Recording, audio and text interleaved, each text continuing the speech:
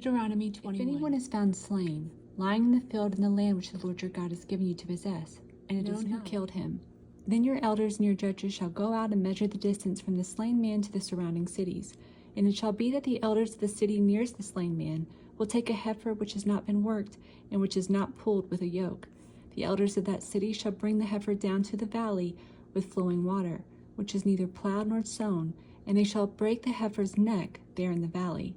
Then the priests, the sons of Levi, shall come near, for the Lord your God has chosen them to minister to him and to bless in the nature of the Lord. By their word, every controversy and every assault shall be settled. And all the elders of that city nearest to the slain man shall wash their hands over the heifer whose neck was broken in the valley. Then they shall answer and say, Our hands have not shed this blood, nor have our eyes seen it. Provide atonement, O Lord, for your people Israel, whom you have redeemed, and do not lay innocent blood to the charge of your people Israel. And atonement shall be provided on their behalf for the blood. So you shall put away the guilt of innocent blood from among you, when you do what is right in the sight of the Lord. When you go out to war against your enemies, and the Lord your God delivers them into your hand, and you take them captive, and you see among the captives a beautiful woman, and desire her, and would take her for your wife, then you shall bring her home to your house, and she shall shave her head and trim her nails. She shall put off the clothes of her captivity, remain in your house, and mourn her father and her mother a full month. After that you may go in to her and be her husband, and she shall be your wife. And it shall be, if you have no delight in her, then you shall set her free. But you certainly shall not sell her for money. You shall not treat her brutally, because you have humbled her. If a man has two wives, one loved and the other unloved, and they have borne him children, both the loved and the unloved, and if the firstborn is of her who is unloved, then it shall be on the day he bequeaths his possessions to his sons, that he must not bestow firstborn status on the son of the loved wife in preference to the son of the unloved, the true firstborn. But he shall acknowledge the son of the unloved wife as the firstborn by giving him a double portion of all that he has, for he is the beginning of his strength. The right of the firstborn is his. If a man has a stubborn and rebellious son who will not obey the voice of his father, or the voice of his mother, and who, when they have chastened him, will not heed them, then his father and his mother shall take hold of him and bring him out to the elders of the city, to the gate of his city.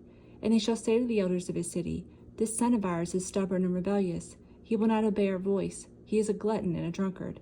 Then all the men of the city shall stone him to death with stones.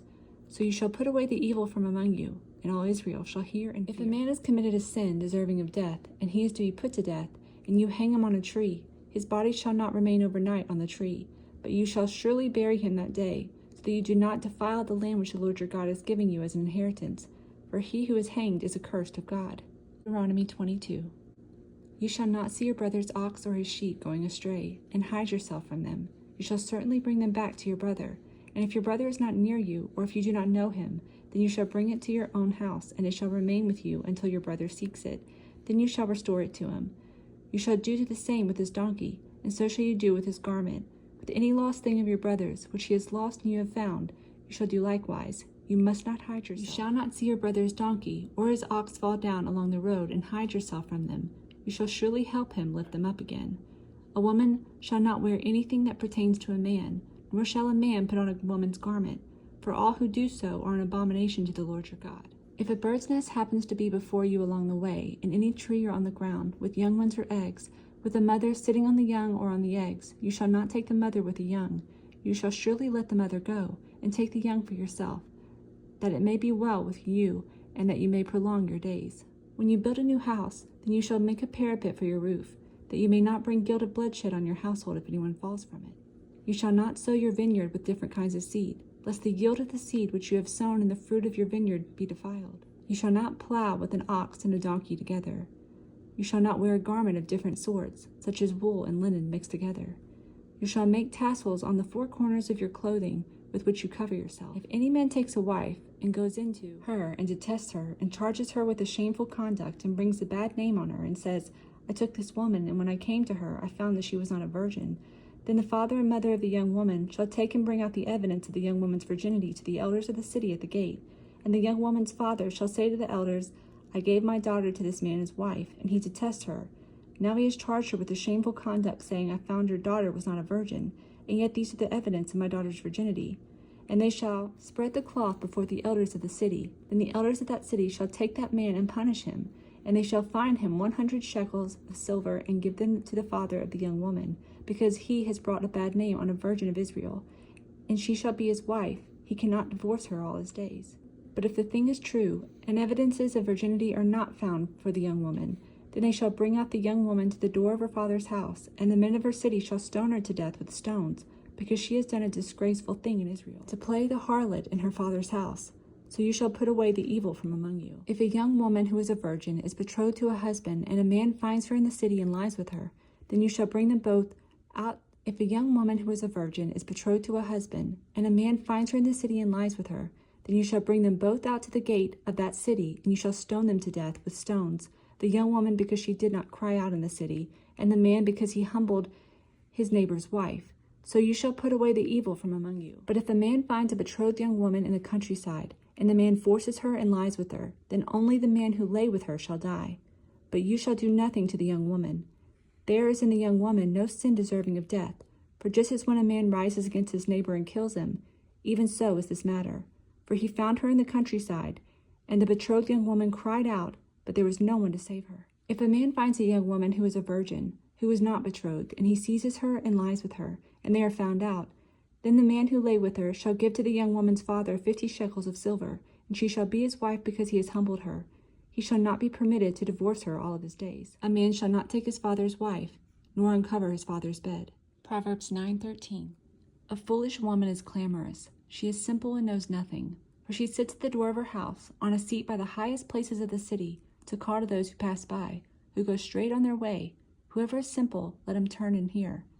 And as for him who lacks understanding, she says to him, stolen water is sweet, and bread eaten in secret is pleasant. But he does not know that the dead are there, that her guests are in the depths of hell. Luke 16. He also said to his disciples, there was a certain rich man who had a steward, and an accusation was brought to him that this man was wasting his goods.